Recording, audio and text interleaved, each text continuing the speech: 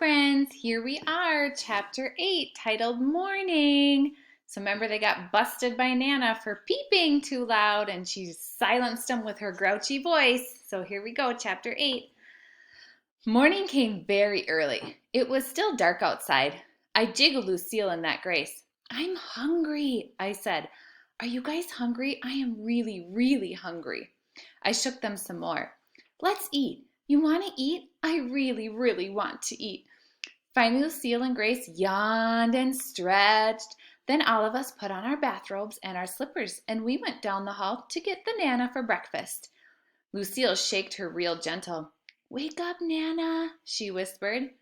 Wake up, Nana, said Grace. Wake up, Nana, I said. The Nana did a snore. That's how come we had to pull her up by her arms, and we turned a bright light in her face.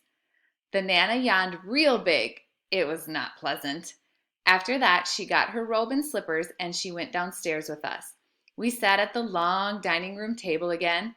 The Nana passed out cereal bowls. Oh, Nana, these are the brand new china bowls you bought in France. These are my favorites, said Lucille. All of a sudden, I felt a knot in my stomach again. I tapped on Nana's hand. Yeah, only here's the problem. I think I would like to have a plastic cereal bowl, 'cause plastic is more my style. The Nana rolled her eyes way up to the ceiling. I looked up there too, but I didn't see anything. I don't own any plastic cereal bowls, she said. After that, she brought in the orange juice and she poured it into teeny crystal glasses. I got down from my chair. Yeah, only guess what? I think I will just stand here and not eat, or else I might spill something again. The Nana looked and looked at me. Then she went into the kitchen and she brought me back a banana. Here, try this, she said, kind of nicer. I did a smile. Then I ate my banana very careful, and I didn't spill a drop. Mother picked me up at 9 o'clock. She came in the Nana's big, beautiful house to get me. My, what a lovely home you have here, she said to the Nana.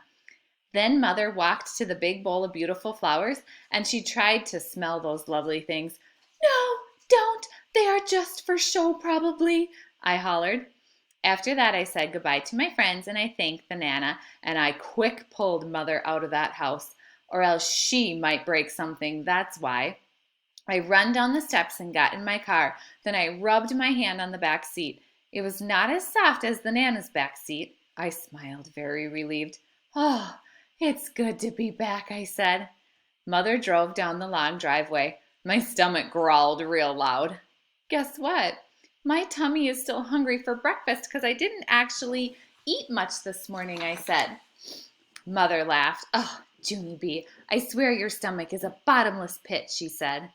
Just then another great idea popped into my head.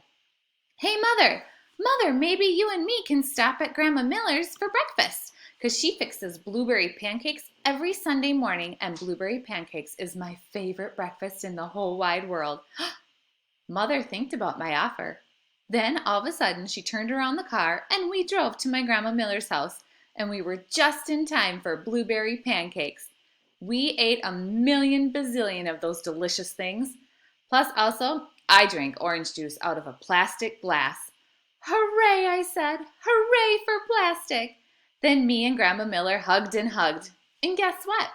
I think I like my regular Nana just perfect.